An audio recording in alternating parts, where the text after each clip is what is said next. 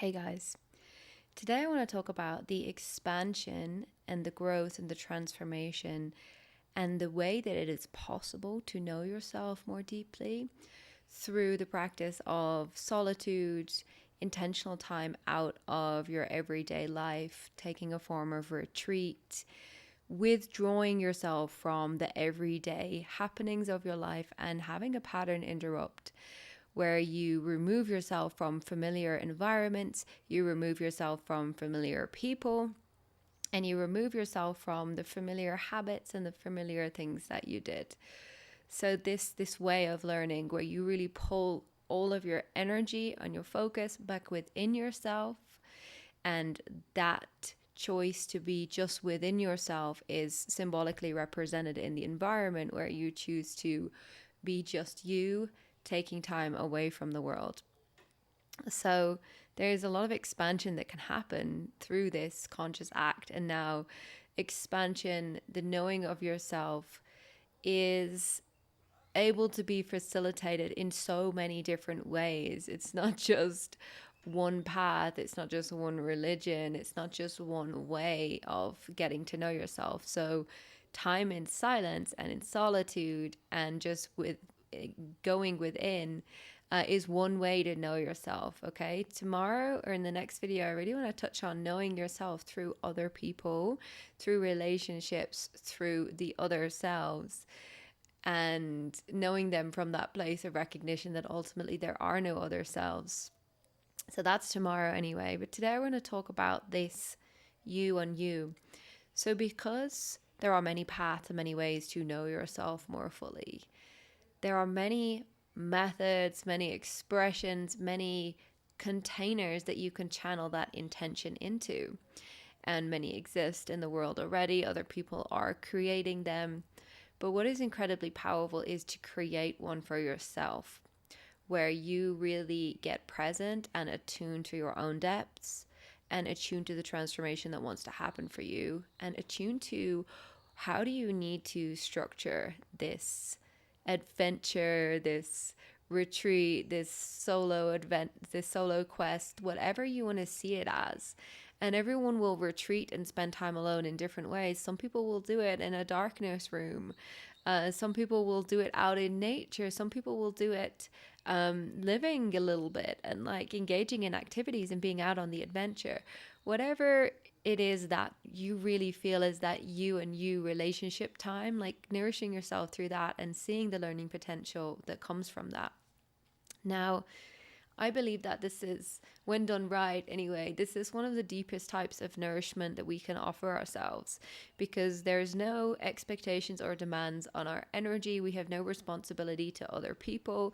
It is just us and our undivided attention on ourselves and on this attunement and sensing our alignment and feeling what wants to come through for us in every moment. Like there is a reduction of the noise that we're exposed to, and because of the reduction of the noise, the way you are able to hear yourself and the way you are able to listen to what's truly unfolding for you and what's truly going on in your field right now, the more you're able to receive. So when we take away the noise of the world and circumstances and you just put yourself with you, and there's nowhere else to look but into the mirror, and you see in every moment, if you are willing to see, you see yourself in every moment through the mirror of the world. It's not just the mirror of other people. The whole world is mirroring to you what you are. This is one of the things I really saw on my 40 days of silence. The natural world mirrored to me who I was, and I was able to see myself in that mirror just in the same way another person does. So I realized that the mirror being shown to you, to the sight being given to you to help you see into the mirror of yourself, comes about when you are willing to see yourself, when you're willing to meet the truth of what you are, when you're willing to no longer hide behind this idea that you have about who you need to be perfect, to be loved, to be successful, to be not alone, whatever the fear is that you have.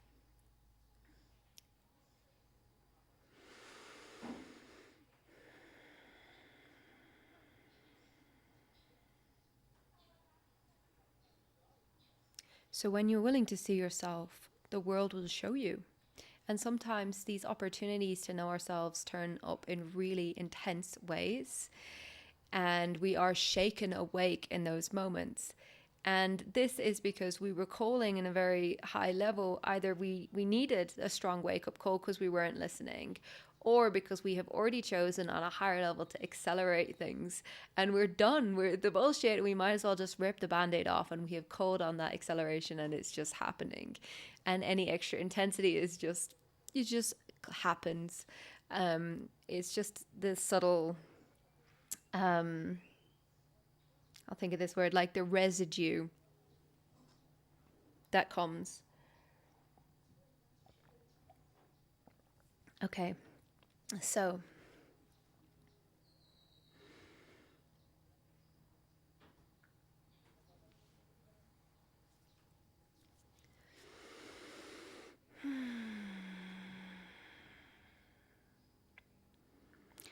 when you're willing to look into the mirror of yourself and know your nature, your environment will support you, whatever environment that you're in. But it's an incredible big amplification of your intention to know yourself and to whatever your intention is, whether you want to heal something, whether you want to get clarity, whether you want to bring out some form of creative aspect of you, whether you really, really, really just want to get clear on who you are, whatever it is, whatever your intention is. It doesn't have to be spiritual self-realization, like you want to dive into your infinite depths. It can be on the human embodiment level, what you want to bring out, what you want to access, what you want to share with the world. So there are so many different reasons that we can be drawn to take these intentional periods of solitude. And there are a lot of known visionaries and beings who really changed the world with their ideas. A lot of them lived in a form of creative solitude where they created an environment of intentional deep work and drowning out the noise of the world. And I'm not going to go into this in this video, but I have a whole way of working where I take myself into a deeper channeling state and I turn off the world and I'm not allowing myself to be distracted. And in this day and age, we live in so much distraction. There's so much noise. And in order for you to really deeply hear yourself, you have to be intentional about removing the noise. So this is one of the very powerful things that happens when you take this time to retreat, when you take this time away from your regular life, and when you take this time to create whatever it is you want to create or to go to whatever thing you want to go to. There's just so much opportunity that can't come in ordinary life, because when you're so busy, you are really engaged all of the time and your levels are occupied. And when you create space, there's deeper things that you're able to see, deeper things that you're able to let go of, deeper things that you're able to free, because there's nothing occupying your energy. So your energy is freed up to transmute, to alchemize, to reveal, and to radiate in a more powerful way in an accelerated space, because you are dedicating that intention towards, or dedicating that space towards the intention and dedicating that intention for the space. So